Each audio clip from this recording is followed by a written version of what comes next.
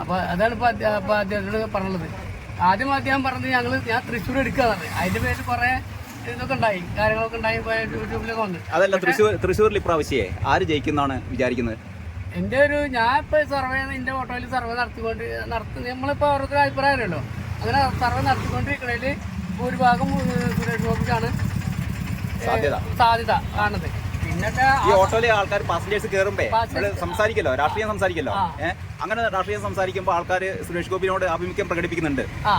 സുരേഷ് ഗോപി നമ്മൾ പറയും, നമ്മൾ ചോദിക്കും അവരോട്, അല്ല എങ്ങനെയാണ് നിങ്ങൾ ഇലക്ഷന്റെ പ്രത്യേക കാര്യങ്ങളൊക്കെ ചോദിക്കുമ്പോൾ അവർ പറയും, സ്ത്രീകൾ പറയും പ്രശ്നങ്ങളൊന്ന് മാറ്റിക്കുത്താനൊരു ആഗ്രഹമുണ്ട്, ഒരു മാറ്റം നമുക്ക് ആവശ്യമാണ്. ഈ മാറ്റിക്കുത്താൻ ആഗ്രഹമുള്ള ആൾക്കാർ മിക്കവാറും നേരത്തെ വേറെ പല പാർട്ടിയിലുള്ള ആൾക്കാരാണ്. പക്ഷെ അവരെ ഇപ്പൊ പറയുന്നത്, നമ്മൾ പറയുന്നത് ഞങ്ങൾ ഒരു മാറ്റം ആഗ്രഹിക്കുന്നുണ്ട്. ഇനിയിപ്പോ കുറെ നാളായാലും ഇപ്പൊ അവർ മാറി ഭരിക്കണേ.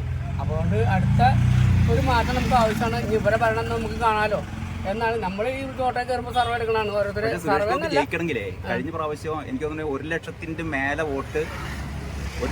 മേലെ വോട്ടിന്റെ ഭൂരിപക്ഷത്തിലാണ് കഴിഞ്ഞ പ്രാവശ്യം പ്രതാപൻ ജയിക്കുന്നത്. അപ്പൊ സുരേഷ് ഗോപി ജയിക്കണമെങ്കിൽ ഏറ്റവും ചുരുങ്ങിയത് 60,000 വോട്ടിനെങ്കിലും മറിയണം. അതെന്തായാലും പ്രാവശ്യം സ്ത്രീകൾ മറിക്കും എന്നാണ്.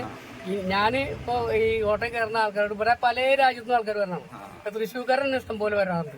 അപ്പൊ ഇപ്പൊ തൃശ്ശൂർക്കാരാണെന്ന് അറിഞ്ഞു കഴിഞ്ഞാൽ ഞാൻ ചോദിക്കും, എങ്ങനെയാണ് നിങ്ങളെ ഇപ്പോഴത്തെ ഇലക്ഷന്റെ ഇപ്രാവശ്യം ഒന്നുമില്ല, നമ്മൾ സുരേഷ് ഗോപിക്ക് തന്നെ കിട്ടുള്ളൂ എന്ന് പറയും. അങ്ങനെയാണ് ഇപ്പൊ സ്ത്രീകൾ പറയാറ്. ചിലവര് പറയാം അതല്ല, സുരേഷ് ഗോപിയെ ഏറ്റെടുത്തുള്ളത്. പക്ഷേ സുരേഷ് ഗോപിക്കെതിരെ സ്ത്രീ പീഡനത്തിന് ഒരു കേസ് കോഴിക്കോട് ഉണ്ടായിരുന്നു. അതിനെപ്പറ്റി ആൾക്കാരൊന്നും പറയുന്നില്ലേ? അത് വെച്ചാലേ നമുക്കറിയാലോ, ഈ ഉള്ള കേസും ഇല്ലാത്ത കേസും ചർച്ചകൾ വരുമ്പോൾ നമുക്കറിയാം ഏത് ഭാഗത്താണ് തെറ്റ്, ഏത് ഭാഗത്ത് ശരി നമുക്കറിയാം. അപ്പൊ ഏറെക്കുറെ അത് കള്ളക്കഥയാണെന്ന് നമുക്കറിയാലോ. സത്യം പറഞ്ഞാൽ ഈ സോഷ്യൽ മീഡിയ ഉള്ളതുകൊണ്ട് ആൾക്കാർക്ക് സത്യം അറിയാം. അതുകൊണ്ട് സത്യം അറിയാം. പത്രം മാത്രമാകുമ്പോൾ അറിയാം. പത്രം എല്ലാവരും വായിക്കില്ലല്ലോ. ഇപ്പൊ സ്ത്രീകളായാലും എത്ര ഇല്ലാത്തൊരു വീടായാലും ആ വീട്ടിലൊരു ചെറിയൊരു മൊബൈൽ ഉണ്ടാവും, ഒരു ചെറിയൊരു മറ്റേ ടച്ച് മൊബൈൽ ഉണ്ടാവും.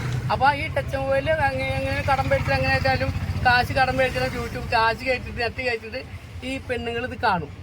അപ്പൊ ഏതാണ് ശരി ഏതാണ് തെറ്റെന്നുള്ള മനസ്സിലാക്കാനുള്ള ബുദ്ധി ഇന്ന് ഇവിടുത്തെ ജനങ്ങൾക്കുണ്ട്. പക്ഷെ ഒരു കാര്യം പറയട്ടാ, നമ്മളെ തൃശ്ശൂര് മറ്റേ വെള്ളപ്പൊക്കത്തില് മറ്റെന്താ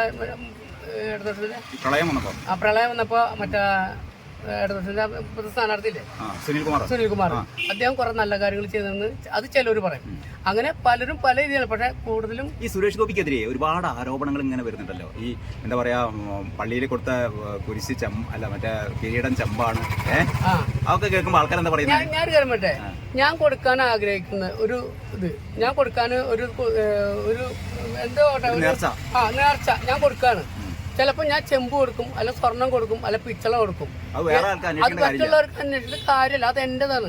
പിന്നെ അതുമ്മ കുത്തി പിടിച്ചിട്ട് കൊടുത്ത് ചെമ്പാണ് സ്വർണ്ണ സുരേഷ് ഗോപി സ്വർണ്ണം ആരൊക്കെ പറയുന്നുണ്ട് അറിയോ? CPM സംസ്ഥാന സെക്രട്ടറി വരെ അതൊക്കെ അതല്ല അവിടെ ഞാൻ പറയില്ല. അത് ഞാൻ പറഞ്ഞില്ലേ നമ്മൾ കൊടുക്കുന്ന മുതല് അത് നമ്മളെ മനസ്സിനാണ് തൃപ്തി. ആ തൃപ്തി ഒന്ന് കൊടുക്കണം. അത് ഞാൻ പറയണത് ഇങ്ങനത്തെ ആരോപണങ്ങളൊക്കെ വരുന്നത് എന്തുകൊണ്ടാണ്? സുരേഷ് ഗോപി ജയിക്കുന്നുള്ള ഒരു പേടിയുള്ളതുകൊണ്ടല്ലേ അല്ലേ? അത് ചിലപ്പോ ഞാൻ ചോട്ടെ, ഒന്നിച്ച് കഴിഞ്ഞാൽ ഒന്ന് വളവുള്ള എന്ന് പറഞ്ഞ മാതിരി തന്നെ അദ്ദേഹത്തിന് അങ്ങനെ താഴ്ത്തി കെട്ടിയാലാണ് മറ്റുള്ള ഈ ഇലക്ഷന്റെ കാര്യം അതൊക്കെ പൊളിഞ്ഞ്. ഇലക്ഷന്റെ കാര്യം എങ്ങനെയാണ്? അപ്പൊ അദ്ദേഹം അധികം പ്രതികരിക്കുന്നില്ലല്ലോ. അദ്ദേഹം ഇതിനൊന്നും പ്രതികരിക്കുന്നില്ല. ഉണ്ടോ? ഇല്ല. ഇപ്പൊ ഞാൻ കണ്ടിടത്തൊന്നും കിട്ടില്ല. അപ്പൊ അദ്ദേഹത്തെ വികസനത്തിന് മാത്രം പറയണല്ലോ, വികസനത്തിന്റെ കാര്യം മാത്രം അദ്ദേഹം പറയണല്ലോ. അതേമാതിരി തന്നെ നമ്മൾ മറ്റുള്ളവരെ കുറ്റം പറയാണ്ടിരുന്നിട്ട് നമ്മൾ ചെയ്യുന്ന രീതിയിൽ നല്ലതാക്കി കഴിഞ്ഞാല് നമുക്കൊരു വോട്ട് കൂടുതൽ കിട്ടുള്ളൂ.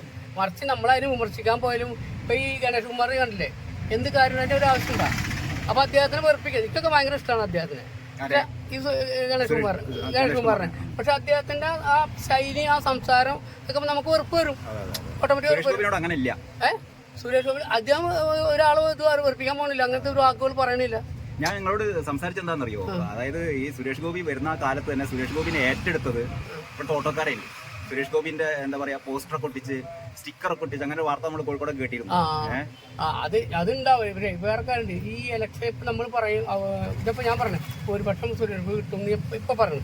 പക്ഷെ ഈ ഇലക്ഷന്റെ സമയത്തുണ്ടല്ലോ, ആ സന്ദർഭത്തിനാണ് ഭാഗ്യം കിടക്കുന്നത് ഏത് സ്ഥാനാർത്ഥി. അതായത് ഈ പോളിംഗ് ബൂത്തിന്റെ ഉള്ളിൽ ഒരൊറ്റ സന്ദർഭത്തിലാണ് ആൾക്കാർ ചിലപ്പോൾ മാറി പറയാൻ പറ്റില്ല.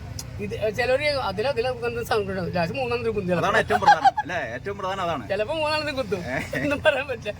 അത് പൈസ അങ്ങനെയാണ് ഈ നോട്ടൊക്കെ വരുന്നത്. അതെ, ഈ കൊറേ വോട്ട് സാധ്യതകളില്ല.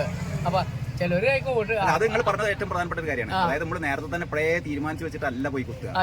അതെ, ഇനി അങ്ങനെ തീരുമാനിച്ചാൽ തന്നെ അതിന്റെ ഉള്ളിൽ കയറുമ്പോ നമ്മൾക്ക് ഒരു വെപ്രാളം വരും. ചുരുക്കം പറഞ്ഞാൽ നമ്മുടെ ഈ അഭിപ്രായ സർവേ എന്നൊക്കെ പറഞ്ഞാൽ അതിലൊന്നും വലിയ കാര്യം ഒരു കാര്യമില്ല. എന്താ കാരണം ഞാൻ പറഞ്ഞു, ഇപ്പൊ നമ്മൾ പോളിംഗ് ബൂത്ത് ചെല്ലുന്ന സമയത്ത് നമുക്ക് തോന്നുന്നു. അപ്പോൾ നമ്മൾ ഇവിടെ തന്നെ പോകും തീരുമാനിച്ചാൽ പോവുക. ചില സമയത്ത് നമുക്ക് തോന്നും വേണ്ട അതൊക്കെ എടുക്കട്ടെ, അപ്പൊ മാറ്റി കുത്തി.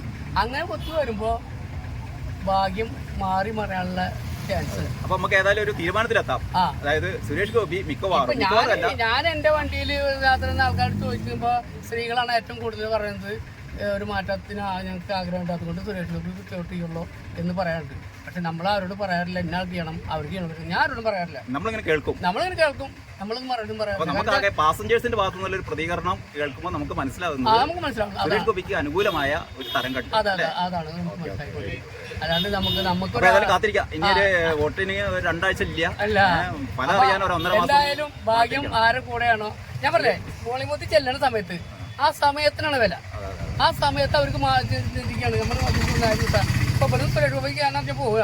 അവിടെ ചെന്നപ്പോൾ സുരേഷ് കുമാറും അല്ലെങ്കിൽ സുരേഷ് കുമാറും ചിലപ്പോൾ ഇപ്പൊ ഒന്നും പറയാൻ പറ്റില്ല. ആ സമയം എങ്ങനെയാണോ ആ സമയത്തിനാണ് അവിടെ പ്രധാനം.